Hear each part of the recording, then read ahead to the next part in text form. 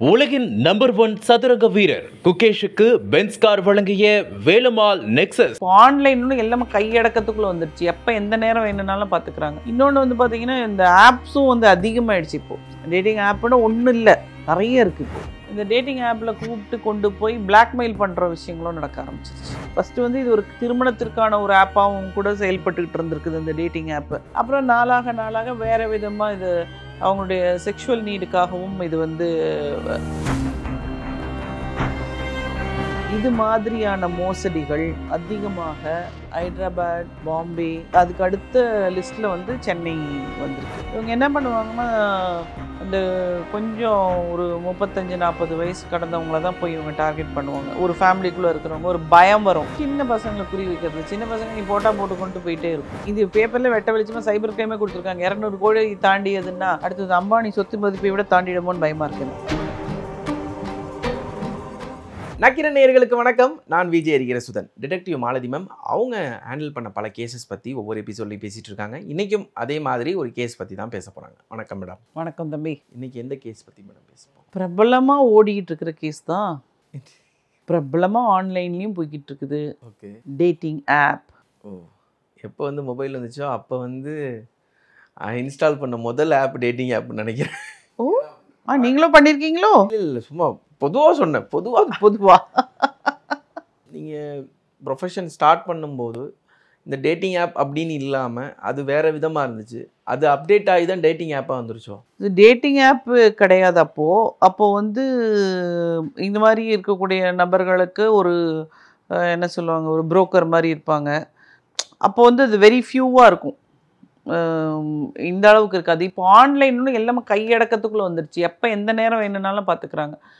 இன்னொன்று வந்து பார்த்திங்கன்னா இந்த ஆப்ஸும் வந்து அதிகமாகிடுச்சு. இப்போது டேட்டிங் ஆப்புன்னு ஒன்றும் இல்லை, நிறைய இருக்குது இப்போது, கவுண்ட்லெஸ். ஆமாம். ஸோ எதில் வேணாலும் யார் வேணாலும் போட்டுட்டு அதில் காண்டாக்ட் பண்ணிக்கிறது போகிறது. ஸோ எப்போவுமே ஏதோ ஒரு புதுசாக ஒரு விஷயம் வந்தாலும் உடனே அதுக்கு வந்து அதில் ஏமாத்துறதுக்குன்னு ஆளுங்களும் உடனே வந்துடுவாங்க.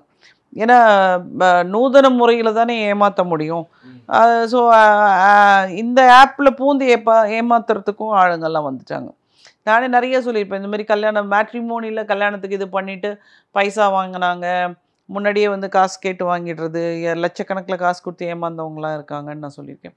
ஸோ இந்த டேட்டிங் ஆப்பில் வந்து ஆக்சுவலாக வந்து பார்த்திங்கன்னா இந்த டேட்டிங் ஆப்பில் கல்யாணமும் பண்ணிக்கிறாங்க போல் இருக்குது. அண்டு வந்து இந்த வேறு விதமாகவும் போகிறாங்க. ஸோ இதில் வந்து கல்யாணம் பண்ணிக்கிட்டாங்கன்னா ரொம்ப சந்தோஷம். எங்கேயாவது ஒரு திருமணம் நடந்ததுன்னா நமக்கு சந்தோஷம் தானே. ஆனால் வந்து இந்த டேட்டிங் ஆப்பில் கூப்பிட்டு கொண்டு போய் பிளாக்மெயில் பண்ணுற விஷயங்களும் நடக்க ஆரம்பிச்சிருச்சு. உங்கள்கிட்ட அது மாதிரி ஏதாச்சும் கேஸ் வந்திருக்காங்க? வந்து நிறைய வந்திருக்கும். நானும் ஒரு கேள்வியாக கேட்கணுமே, அதனால் கேட்குறேன். நிறைய வந்திருக்கு. ஸோ இதில் வந்து இந்த ஒரு அதாவது டேட்டிங் ஆப்பில் என்ன பண்ணுவாங்கன்னா, நான் இந்த பையனை வந்து டேட் பண்ணியிருக்கேன், இவன் எப்படிப்பட்ட பையன், இந்த பொண்ணு வந்து இங்கே வேலை பண்ணுறான்னு சொல்கிறா, இவன் நல்ல பொண்ணா அப்படின்னு தான் யூஸ்வலாக வரும். ஜென்ரலாக வந்து நம்ம பழகக்கூடிய நபர்கள் வந்து ஓகேவா பழகலாமா அப்படிங்கிற ஒரு இன்டென்ஷனில் தான் வருவாங்க. ஃபஸ்ட்டு வந்து இது ஒரு திருமணத்திற்கான ஒரு ஆப்பாகவும் கூட செயல்பட்டுக்கிட்டு இருந்திருக்குது இந்த டேட்டிங் ஆப்பு. அப்புறம் நாளாக வேறு விதமாக இது அவங்களுடைய செக்ஷுவல் நீடுக்காகவும் இது வந்து மாறிக்கிட்டே வந்துருச்சு. இதில் வந்து இப்போ ஏமாற்றுக்காரர்களும் உள்ள நுழைஞ்சிட்டாங்க.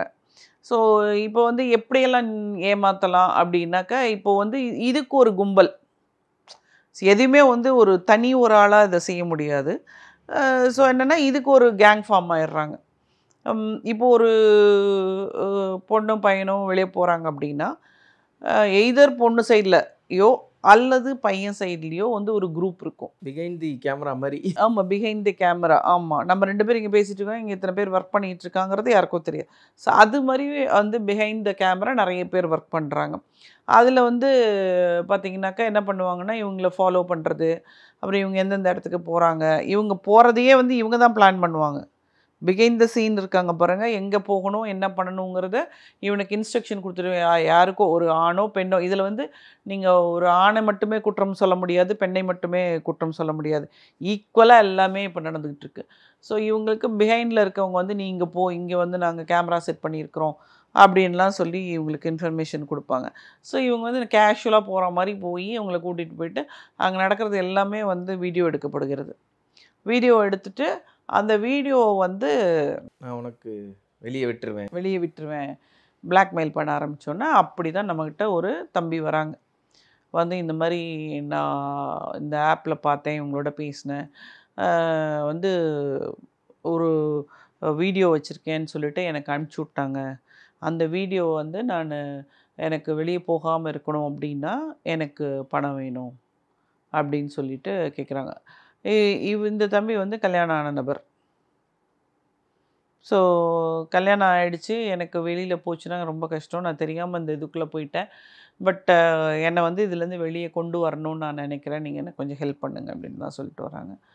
ஸோ அப்போ வந்து அந்த பொண்ணு வந்து அந்த இதை வந்து வீடியோஸை இவருக்கு மட்டும்தான் அனுப்பிச்சிருக்கு. அதுக்கப்புறம் வந்து வேறு யாருக்காவது அனுப்பிச்சிடுவேன், நான் நெட்டில் அப்லோட் பண்ணிவிடுவேன் அப்படின்லாம் சொன்னோன்னே நான் சொன்னேன், இதுக்கெல்லாம் நீ பயப்படவே வேணாம் தம்பி, சைபர் க்ரைம் போலீஸ் இப்போ இந்த நெட்லலாம் அப்லோட் பண்ணிட்டாங்கன்னா நம்ம சைபர் க்ரைம் டீம் வந்து அது ஃபுல்லாகவே எடுத்துடுறாங்க, சோர்ஸ் கண்டுபிடிச்சி டோட்டலாகவே அதுலேருந்து எடுத்துடுறாங்க. ஸோ அதுக்காகலாம் நீங்கள் பயப்பட வேண்டாம். பட் இது யார் பண்ணுறாங்க அப்படிங்கிறத நம்ம பார்க்கணும், கண்டுபிடிச்சாங்க. நம்ம இனிஷியல் ஸ்டேஜில் நீங்கள் வந்துட்டீங்க, ஸோ நீங்கள் செஞ்ச தப்பையும் உணர்ந்துட்டீங்க. ஸோ மனிதன் வந்து தவறு செய்வது இயல்பு, திருந்திட்டானா அவனை வந்து அதுலேருந்து வெளியே கொண்டு வர வேண்டியது நம்மளுடைய கடமை. ஸோ நம்ம முதல்ல அது யாருன்னு பார்த்துருவோன்னு சொல்லிட்டு நீங்கள் அவங்களோட டச்சில் தானே இருக்கீங்க, திரும்பி நீங்கள் போங்க, அவங்க கூட ஒரு ஆள் கண்டிப்பாக செய்ய முடியாது, யார் இருக்காங்கன்னு நம்ம பார்க்கணுன்னு சொன்ன.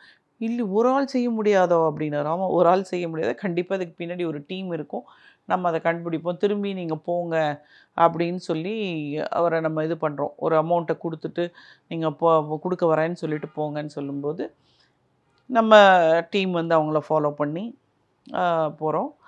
அப்போது அது கூட ஆக்சுவலாக அன்றைக்கி வந்து மொத்த டீமெல்லாம் வரல, அன்றைக்கி ஒருத்தங்க தான் வந்திருந்தாங்க. அதை நம்ம ஐடென்டிஃபை பண்ணிவிட்டு நம்ம அந்த தம்பிக்கிட்ட சொல்லி அவர் வந்து என்னதுன்னா அவர் இந்த பயம் இருக்கும்ல, சைபர் க்ரைமில் போனால் கூட அது இதில் வந்துருமோ, மீடியாவில் வந்துருமோ, இயல்பான பயம். நம்ம வந்து அவர் கேட்டார், நீங்கள் தான் அவங்கள பார்த்துட்டிங்களே, கூப்பிட்டு உட்கார வச்சு பேசக்கூடாதா, அவங்கக்கிட்ட வந்து இந்த மாதிரி இது பண்ணக்கூடாதா அப்படின்னு. நான் சொன்னேன், இல்லை தம்பி, இது ஒரு லிமிட்டுக்கு மேலே போகும்போது இவங்க எத்தனை பேரை ஏமாத்துறாங்கன்னு தெரியாது, உன் மூலமாக நிறைய பேருக்கு ஒரு விடிவு காலம் பிறக்கட்டும், நான் வந்து உங்களுக்கு இதை எடுத்து கொடுத்துட்டேன், நான் வர வேண்டிய அவசியமே கிடையாது, நீங்கள் டைரெக்டாக போய் சைபர் க்ரைமில் நீங்கள் வந்து கம்ப்ளைண்ட் கொடுத்துடலாம் அப்படின்னு சொல்லிட்டு நம்ம அவங்களுக்கு இன்ஸ்ட்ரக்ஷன் கொடுத்தோம். அவர் வந்து ஃபஸ்ட்டு ஒரு 10 நாளைக்கு பயந்துக்கிட்டு தான் இருந்தார், அடிக்கடி ஃபோன் பண்ணி மேடம் இதை போட்கணுமா வைக்கணுமா, நாட்டுக்கு ஒரு நல்லது செய்கிறதா நினச்சிட்டு போய் கொடுப்பா அப்படின்னு சொன்னேன். ஸோ அவர் போய் சைபர் க்ரைமில் கொடுத்துட்டு அவர் அதுக்குண்டான வேலைகளெல்லாம் அவர் பார்த்து அவர் ரிலீவ் ஆகிட்டார். பட் ரீசெண்டாக நான் வந்து ஒரு ஆர்டிக்கல் ஒன்று பேப்பரில் பார்த்தேன், இது மாதிரியான மோசடிகள் அதிகமாக ஹைதராபாத், பாம்பே இங்கெல்லாம் நடக்குது.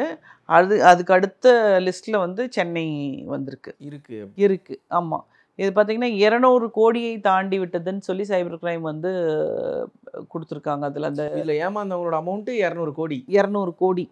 இது வந்து ஒரு பெரிய இது, அதாவது இது வந்து 24% அதிகரிச்சிருக்குது அப்படின்னு வேற சொல்லியிருக்காங்க.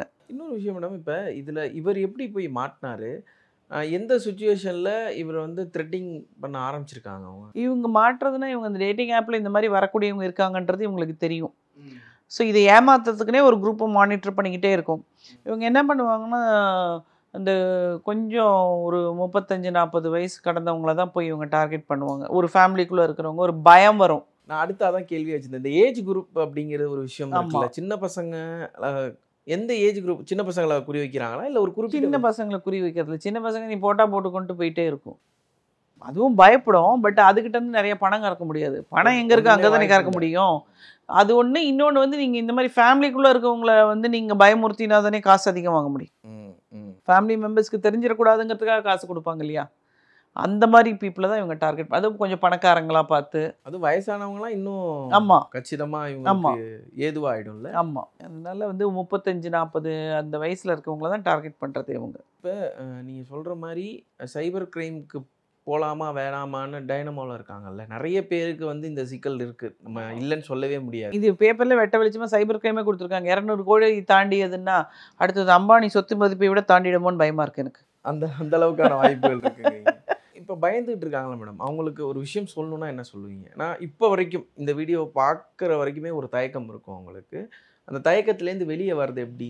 ஐ மீன் ஃபோட்டோ லீக் ஆனாலும் தற்கொலை முயற்சிலாம் கூட. ஆமாம், அதெல்லாம் பண்ணியிருக்காங்க.